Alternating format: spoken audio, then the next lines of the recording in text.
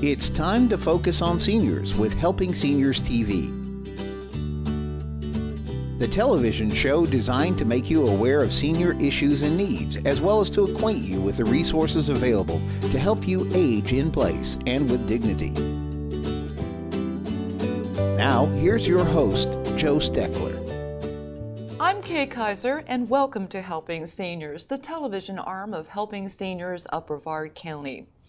Our show is designed to provide you with information on how to develop your own aging and care plans. Our topic today are facts about real estate. Joining me today is Joe Roth, broker-owner of Veterans Realty of Brevard. Welcome, Joe Roth. Well, thank you. Well, I think a lot of seniors think about what is really a licensed real estate. Why would I need a licensed real estate agent versus maybe selling my home on my own? Oh my goodness, Kay. There's so many things have changed in recent years, laws and etc. A person could really get themselves in trouble attempting to do this on their own. It's buying or selling real estate, they need representation. And so many, you drive down any given street, for sale by owner. And then you've got different websites such as I know, like Zillow being one, and this house is for sale, or this house. But you're right, Joe Roth, so many people don't understand that if they do not have the correct representation, looking at a contractual deal can make or break you, I would think. Wouldn't you agree on that? Very much so. Let me start with the Zillow and the Realtor.coms and all those websites out there. Yeah. They lag way behind on the actual what's really going on in the MLS. Okay. And a lot of people who are buying real estate, when they see these for sale by owners, they know that they need representation. Yeah. And they have their agent come through with them. And of course, the first thing the agent's going to do is say, well, will you pay me, Mr. Seller? Will you pay me to bring you a contract? Right. And statistically, most people either end up selling, eventually going with a realtor who are for sale by owner, right, or they actually accept less money for their home not using a realtor. Even if they're paying a realtor's fees, commission, right, they end up taking less for their home selling it by themselves. Because a lot of people think, well, they have really no idea. I mean, they look at these websites and they think, okay, the average house is kind of selling. I saw this house sell for 200, this one for 150, so I'll pick 175 and be safe, maybe. Well, that doesn't always work. Like the Zillows and the Realtor.coms, they might not necessarily have gotten in to look at these houses, to know them firsthand. Updates, upgrades, there's a lot of variables. Every home is unique. Well, you know, as a senior listening into this television show, I find that so many seniors' attitude is, should I sell or should I stay? I've got such great emotional attachments to those things in my home. Yes. And I'm not sure I want to get rid of all those things that could be potentially not worth anything to anyone else, but it's an emotional tie to seniors. Well, you don't necessarily have to get rid of everything. Okay. If you were going to be considering selling, I would recommend that you consolidate the things that you want to keep, give the things that you want to give to the people who you want to give them to, right, and just try to get out from under the clutter. That's a main thing, you know, because people end up, you know, I hate to say hoarding, but they end up collecting all these things, that I say things again, that they think are invaluable, but yet then they try to give them to their daughter, granddaughter, pass them on and say, no, Grandma, really, thanks but no thanks, but, you know, maybe I would like this item. Well, ask them what they want. Yeah, that's important. That's important. Well, Joe Roth, how long have you been in real estate yourself? 16 years. Okay. And why did you come up with Veterans Realty of Brevard? How did that name strike you to be an important branding, if I can say that, to help you be well known in Brevard County? Well, I saw that name in Vero Beach, Okay. Veterans Realty. And I thought to myself, that's what I want the name of my company to be. All my parents and my wife's parents, they're all Okay. veterans. We've got a lot of colonels and admirals in our families. Wow. And being very close to Patrick Air Force Base, I thought that would be a good mix. Okay. And so along with the veterans, we also give discounts to seniors and the neighborhood hero, police, fire, medical, Right. and school teachers. Okay. We appreciate them, and well, what can we do to show some appreciation? Well, that's an important angle, I think, Joe Roth, because, the name itself kind of relates to, okay, if I'm a veteran, I'm going to look for a company that's going to appreciate my service.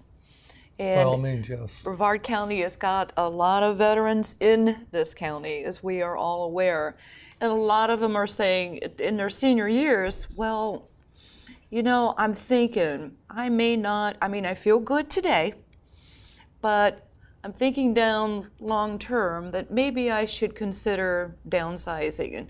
And maybe a wife is saying, quite honestly, to her husband, Joe Roth, that I'm getting kind of tired of cooking and cleaning and doing all these things. Although, on the flip side, many people say, well, I want to stay in my home and age with dignity here. So how do you approach a senior couple like that? Okay, everybody's different. Right. Some people, they can stay there until the good Lord takes them, and that's fine. But some people, they're living they're basically knocking around in a huge home that they raised their kids in, Right. and that property takes money to maintain.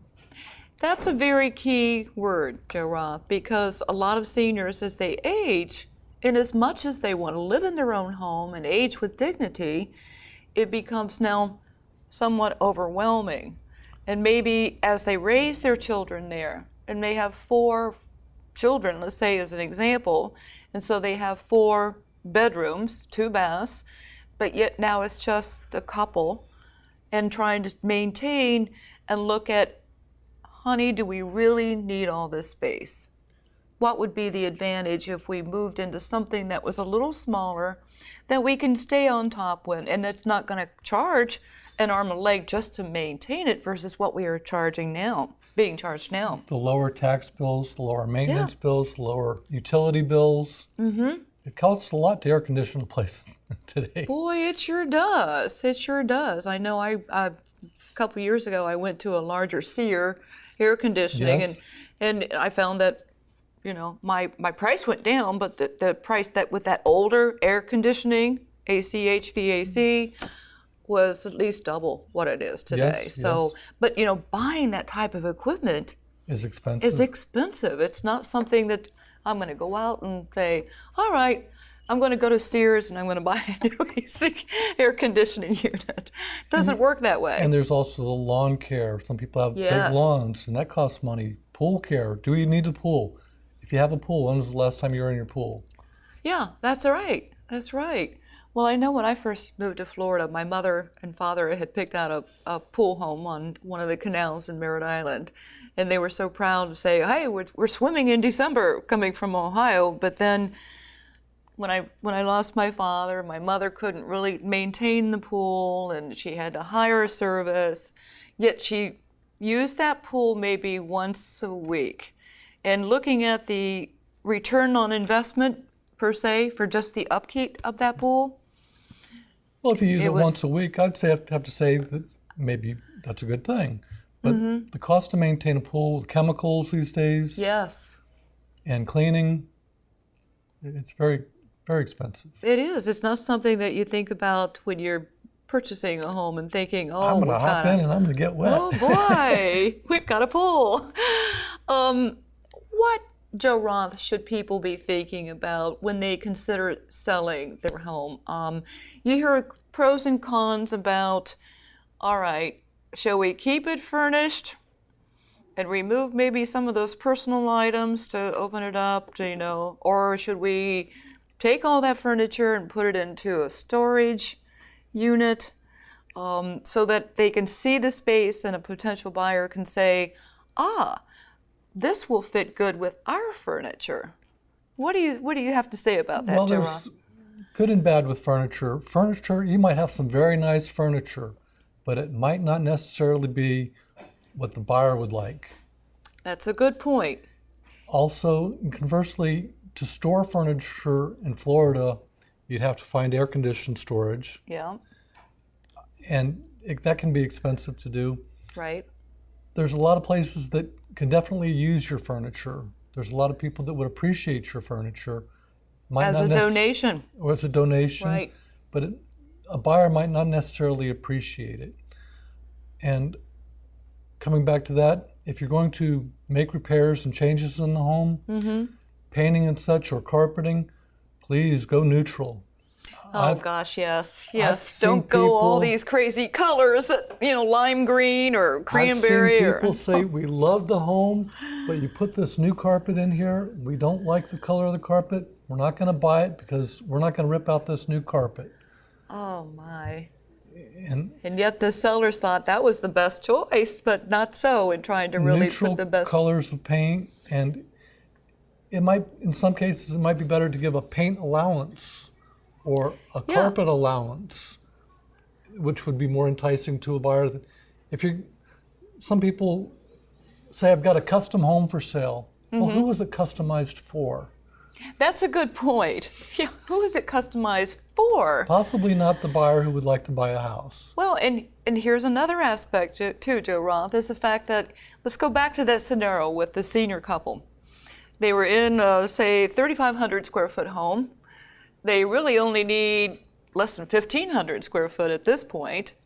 Now they're looking at some real estate to say, we're not ready for a facility. Right. Okay. Whether it be, they didn't want the independent or assisted living or a skilled nursing, because they're not there yet. They're not ready. But they still want to be able to have the pride and ownership of a home. But then now they got to look at, okay, well, this house was built in 1968, and the halls and the doorways are kind of narrow. Do you find that often? Some, yes. Some people are looking at, well, am I going to need a walker? Am I going to need a wheelchair? Exactly. Now, understand that some people want tile throughout. But as we get older, even I have problem walking on tile. It can be slippery. Tile is also very hard on the feet. Yes, it is. They have some fake woods that have a cushion to them. These are all things that one has to consider on. It might look really nice, but is it actually conducive to easy living? That's true. And I'm glad you brought up the fact that somebody may need a wheelchair or somebody may need a rollator. They have got to be able to have access to that. And how much, again, when you see somebody that's maybe got this smaller home and say, this home would be ideal for seniors, because if you are moving to be with your relatives in South Carolina or whatever. And I know in your negotiations you have to say, okay, just as you said, what about an allowance on this? And what can we find besides a market and comparable analysis that would be a happy medium to say this would be something that we could negotiate with that potential senior buyer? Everything is negotiable. I would like to add to what we were just talking about is steps in a home. There's sunken living rooms. Yes. Oh my goodness. That is such a deterrent to somebody having a safe lifestyle for a senior or somebody that needs a level.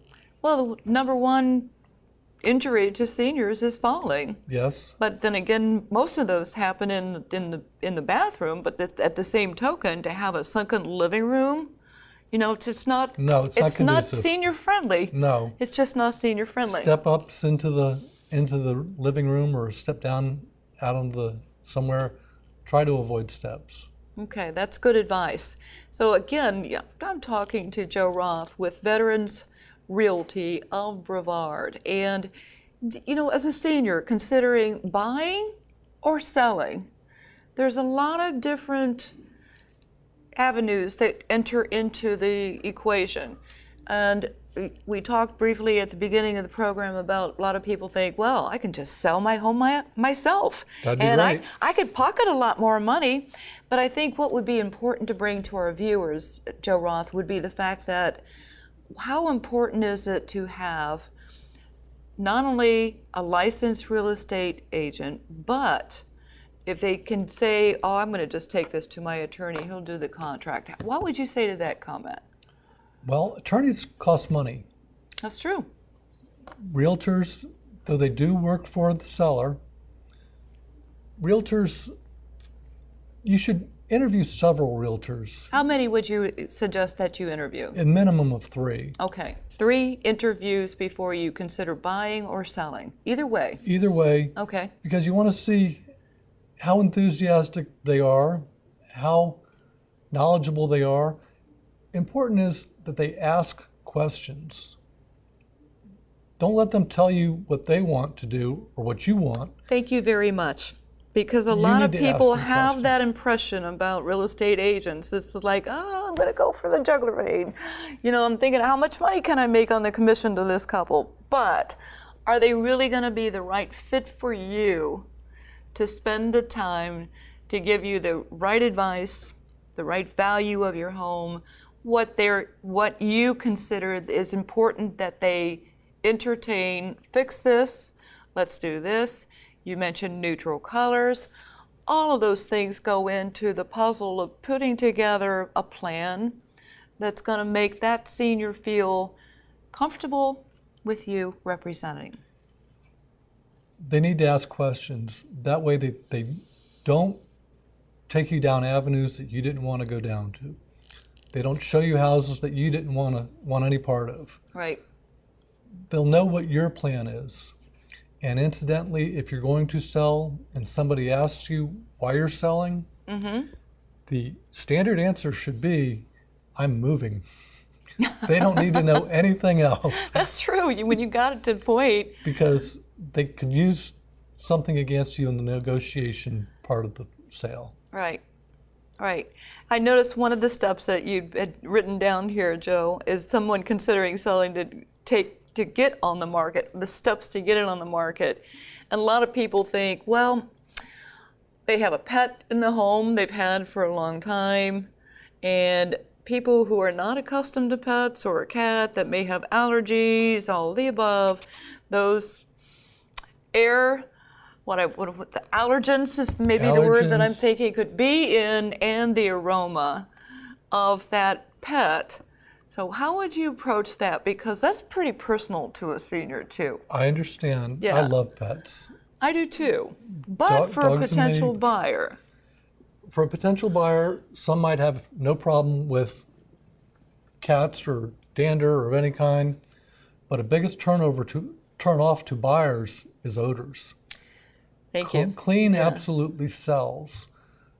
Clutter-free and clean is what sells. Right. And do you suggest too, if somebody says, all right, and you say their furniture is not vintage, you know, it's not antique, that everybody walking into a more modern home is going to want to consider to buy, that they take that out and maybe even stage the home? Possibly, or just Okay. leave a few of the pieces in the house just to give an idea of what my home would look like if I were to put in my own furniture in here. Okay, good. A lot of the personal effects should be set aside somewhere to where it's not going to be the draw of the buyer. It's not going to draw their eye. Right. You might have a beautiful family, but having pictures of the family all over the place, Right. a buyer wouldn't necessarily want to disturb these things. And that doesn't give them room for their own imagination to put say, their own things in. how would I personalize that specific wall? Yes. So those are things that you would recommend they don't do, and they try to adjust that so they can put themselves in a buyer's perspective, Correct, yes. right? Okay, lots of good advice. What are you finding is the average in Brevard County to sell a house right now? The average. From the time you list it to the time it's sold. I know we have buyers markets and we have sellers markets. Well, if it's priced correctly, it should sell in about a month.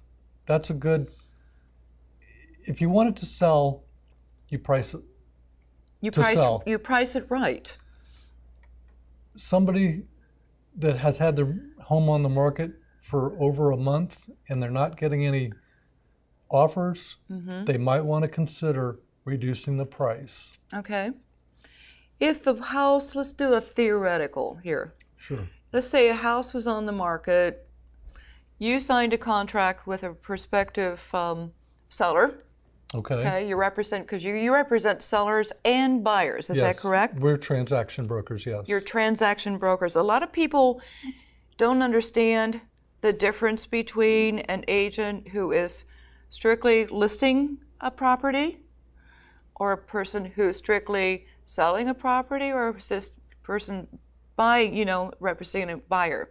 So maybe you could review for our listeners what the difference is in all those categories. Well, obviously a buyer's representative represents the buyer. Right. The listing agent or selling agent represents the seller. A transaction broker works towards the transaction. Okay. They can represent both the buyer and the seller in the transaction. They have to give complete fairness and honesty to both parties. Their duty is towards the transaction. Okay, so they have to disclose. They have to disclose all of that information.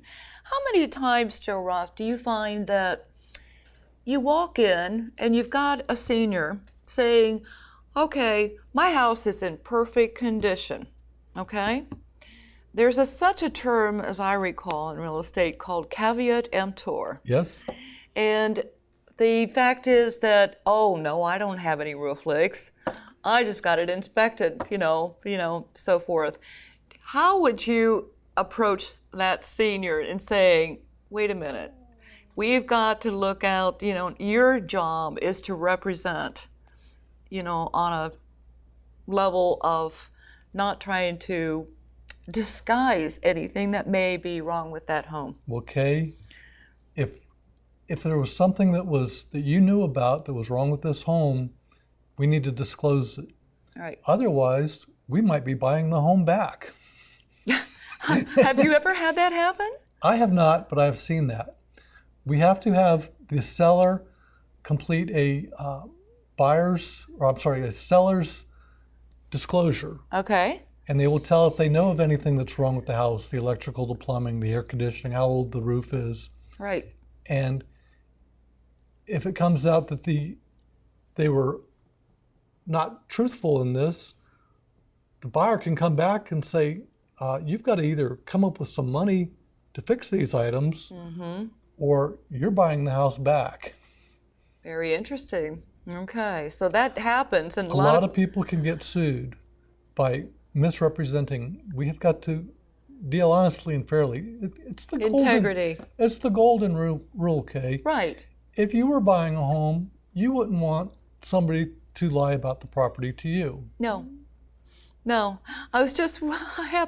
what made me think about that, I happened to watch one of these pre-recorded black and white Andy Griffith, shows. Yes, exactly. I saw that just the other day. There was an episode where, Barney was saying, he was trying to sell real estate and everything and talking Andy into saying, hey, we can sell your house and you can buy this house, and Barney can make a lot of money from this deal. But in both of the cases, both of the sons in both those episodes said, oh, Dad, did you tell him about the boat in the basement?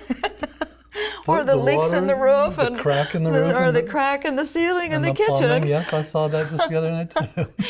So it all boils down to being honest. A senior needs to say, all right, this is an emotional trip to sell or buy a home again. Yes. And, you may have the greatest wishes in the world to say, oh, wait a minute, this house is worth $250. I don't think it's right that the real estate agent said we can only get $175. So you got to be realistic about all those things. And that's your job. Well, what we would do is we do a comparative market analysis. Okay, good. We would compare like-kind properties that have sold in the general area Right. in the recent time. Okay. And we would look at your square footage, how yours compares to these other homes that have sold, and look at the improvements that you've made, and look at any detractors that there might be. Right. And then we could come to a fair price for that home. Okay. How important is curb appeal? Curb appeal is very important. It's a first impression anybody sees Yes, it is. when they're coming up to a prospective property that they're considering purchasing. The one way to get around curb appeal is price. I'm sorry. Again, negotiate and say, okay, if you want to put all new shrubbery in or all this, there's always room for negotiation. Plants are very inexpensive, and they can make a world of difference. They do. And to me, it looks like if you walk up to a property and you've got it well maintained and everything, that gives me the idea that, all right, this person's taking care of the outside. Chances are they've taken care of the inside too. Possibly, yes. Joe Roth, we've got about a minute left in this program. Oh, just a minute? Yeah, just a minute. Is there anything that you would like to add to share with our seniors viewing or their caretakers about the importance of buying or selling real estate as a senior? You need to have representation with a realtor. It can be a friend who's a realtor. It could be a relative who's a realtor. Some people might not like using a friend or a relative because you might not necessarily want them to know your business. That's the point. Good point. But by all means, interview several realtors. At least three. At least three. Okay. And make sure that they have your best interests at heart. Okay, that's very important. Thank you, Kay. So seniors, and I want to thank you for being a guest on Helping Seniors, our television arm of Helping Seniors of Brevard. And it's been a real pleasure. So Joe Roth of Veterans Realty, if you need his number, call Helping Seniors of Brevard, 473-7770, and we'll pass it on to you. Thank you, Joe. I'm Joe Steckler. Thank you for joining our program today. I'd like to remind you that our senior information line is available to you at 321-473-7770. There you can get help and direction that could be helpful for your specific situation or circumstances. The work of helping seniors is very important, but we can't do it alone. That is why our sponsors here in Brevard County are so important. I'd like to thank our many area sponsors, businesses, and medical providers who support the mission of helping seniors that help us carry the cost of our media efforts. If you'd like to join us either as a business partner or simply donate as an individual, we would welcome your call at 321-473-7770. You are always welcome to visit our website at www.helpingseniorsofbrevard.org. Thanks so much for your help. It does make a difference.